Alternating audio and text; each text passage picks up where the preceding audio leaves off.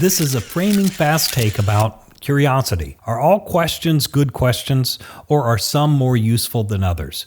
As an educator focused on developing an entrepreneurial mindset in students, you likely accept that curiosity is a vital ingredient. But you have to ask yourself, will my lecture, exercises, their projects, and my time with students help them be more curious as a habit long after they've left my course? Without refinement, curiosity as a single term is too big an umbrella.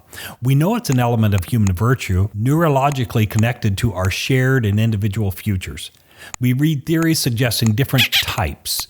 We also know it's multifaceted, including affective, cognitive, motivational, psychological, and expressive processes. So while curiosities themselves sometimes have elements of sensation, novelty, oddity, or surprise, the educational aim through entrepreneurially minded learning is to create an enduring dispositional change, a transferable and useful mental habit.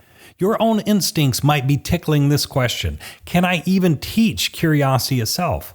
Here's what you definitely can do. You can build a culture that encourages observation and curiosity about what is trending, whether technical, demographic, social, or cultural. The aim should be to create an environment that encourages curiosity, cultivates it, and shapes it. It might be more caught than taught. Here's some help. There is one incredibly simple test you might consider as you develop an educational intervention. Ask yourself this: will this educational intervention help my students ask the question, what's next and why? And will they ask that long after my course?